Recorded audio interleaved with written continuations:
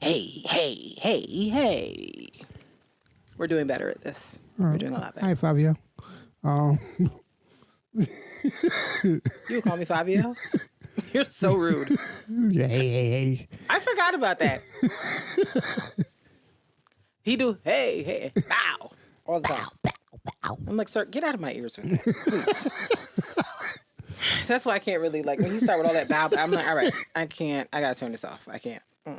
Much respect to Fabio, though. Much respect to him and what he's doing out there for drill music. Yeah, but love it or lose it. We usually have 4 choices. One person has the choices in their head, and we have to take those 4 choices. You have to choose one that you will love, hold on to, never let go, and one you will lose, throw away, and everything that comes with it. Mm-hmm. And the 4 categories we have has to do with, I would say, music. Okay. And how your sliders are. We've had this constant thing talking about sliders. So explain what sliders are. Sliders means when you listen to music, you look for different things. Everybody has their sliders in different places, right? What are sliders? What are sliders? Yes. What are they? They slide. What do you know what that's like? Jesus Christ. Sliders are criteria by which you choose What do you know what you, because people don't know what that means. If you don't listen to the Joe Budden podcast, you might not know what that means. That's why I'm asking for clarification. I was going to explain what the categories are. Nazareth. Oh dear. I mean, like, you have different categories. That's what I'm trying to get to. Like, you know how you have the slider with it goes 1 to 10, and they go off and on. Like when you have different music and you're trying to EQ.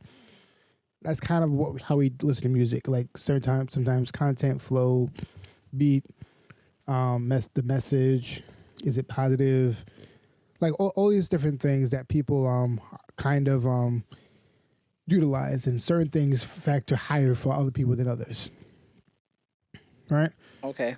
And the 4 criteria that I want to talk about, and for me, it's gonna be, I guess I'm talking more about hip hop for this in general. So the 4 criteria is instrumental or beat, flow, lyrics, and content. Right? And I'll explain how it goes. Meaning when you I guess this is more of what is the least important thing. Like if it's trash, it'll be okay. What is the most important thing when it comes down to music? So examples of all, so we can go from there. Can you repeat the options? I got to write that down.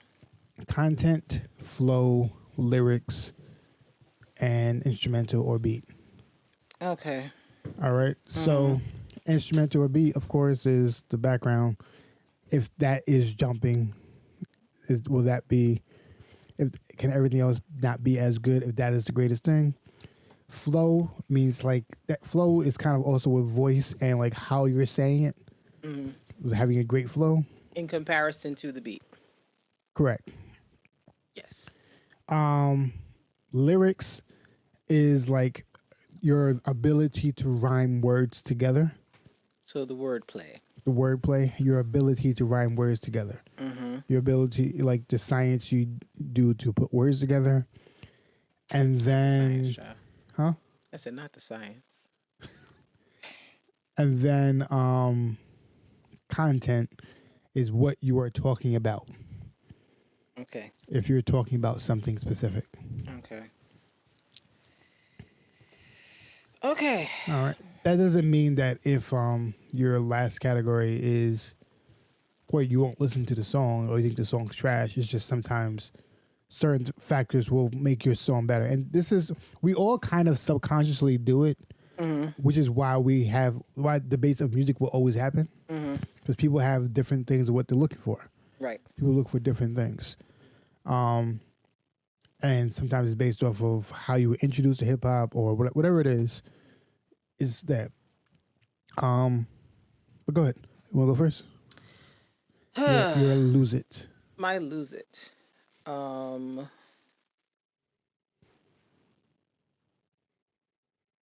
would probably say subject matter content. You'll lose it? Mm-hmm. What's happening? What's occurring? It's my lose it because what is life? Listen. What? What? What are you confused about? I listen to a wide variety of songs, many of which, content-wise, are trash. They're not great, but I enjoy them because I like the flow and I like the beat. So if I actually listen to what's being said, I'm like, this is all right. But lose it? Out of those... To me, the other three are the thing that capture my attention. I don't care what you're talking about. If the flow is trash and the beat is trash, I'm not going to listen to it. My ears won't let me. It just will shut down. Like, I know it sounds crazy, but it's like, I was thinking about everything as you were saying it, and I was like, I was going to say beat at first, but then I'm like, I'm a whole liar. The beat is probably what captures me immediately. If I don't feel that, I'm never going to listen to the song. I don't care what you're talking about. If I don't like the beat, I'm not going to listen to it. I'm just not. So for me... Who are you, Kristin? I am a person with opinions, okay? I'm allowed. You are allowed to have opinions. But yeah, content for me is probably... It's important to me as a general, absolutely. But of these things... The content is kind of a negotiable for me. Like, there's some songs that I can listen to, like that 5-year song, Big Drip, content garbage. But that beat and that flow, yes, God, I'm here for it. I'll bop. But content-wise, when I actually listen to it, I'm like, he ain't even saying nothing. But it goes. I'm just being honest, and I'll listen to it. But, yeah, for me, content is the least important of the four when it comes to my decision to like listen to something and like decide that I like it from a sonic perspective. That explains so much of why we have conflict with music. It explains so much. Well, now that we've discovered the origin of this mystery, let's move forward, huh? So much explained. Okay. I don't know. That's why I'm like, you know where we are on music. So I don't even know why you surprised that I said that. Yeah, because the type of stuff I like, you absolutely be like, Kristin, this is garbage. I'm like, okay, correct, but I didn't know that it was last. I knew that it probably wasn't. Well, first of all, this was a setup, but here we are. I'm trying because why you picked this? Why you picked this? You picked this, knowing you knew what time it was when you picked this. You knew who I was. I didn't know you picked content last. I didn't know you did that. Mark, come on. We like a lot of the same songs, so I figured. I said it's the least important. This is a hypothetical. These are all hypothetical. So let's not get, up in arms. I'm so sad. Don't be sad. There are other amazing things about me that you love. This is just one of the things that you judge me about. It's fine. It's okay. I'm okay with it. All right. Honestly, for me, it's instrumental. Beat. I can't relate. I don't understand. The reason why I say that is because if you have good content and you have a good flow, you can... I've seen people have great content, a phenomenal flow, and kill the most basic of beats. Like someone who has the basic of beats, but that content and that flow has made the song. Like, it could be the most basic of beats, but your content can kind of, like, certain voices and how you say things and everything. Like, you can hear it in the beginning of how someone starts a song before the even beat hits. I'm like, yo, how you said that, what you're talking about, like. But I mean, how they said it to me is more wordplay than content. How they said it is flow to me. So okay, when I think how they said it, I'm thinking like how they put the words together, not how they literally said it. That's what I think about. But I could see how it could be interpreted in both ways. Yeah, because flow to me is kind of like flow is like your instrument to me. For hip hop, it's your instrument. is how you say certain things. It's like this the certain pockets you go into, how you hit certain things when you're flowing. Like that's flow to me. It's like you hit certain things a certain way, you say it a certain way, and like that voice, your voice captures my attention. That's all flow to me. Okay. And that's why I said that. Okay. But yeah, I've seen that. I've seen great beats with terrible content or terrible flow, and I'd just be upset. I'm sorry. Because like I'll see a great beat, and it'll be that same flow that like it'll be that crazy like stupid triple time flow that everybody's using. I'm like, what's an example of triple time flow for people who may not know? Migos. Gotcha. Okay. And Migos does it great. I'm not gonna take away from them. Right. But it's just I don't need everybody to do the same flow. You don't want to hear that over and over again? Come on. Like I'm not doing it. You don't enjoy that? That doesn't thrill you? That's fine. That's fine. I don't want to do it. Then would you love it? Where's my piece of paper? I think my love it is wordplay or lyrics. I like to listen to what people... So it's lyrics, not flow? Not flow. Okay. Not flow. I can deal with a number of flows as long as the way that you put your words together is clever. Because I realize I like specifically when it comes to hip hop, I like artists who are clever with their wordplay. So like a Sean Smith, like, oh my God, he blows my mind with his wordplay. Like he has a song on Sink or Swim called SWP, which stands for Southwest Philly, but literally every word in the song follows the SWP pattern. And it's insane. Like just to hear it, like it all makes sense.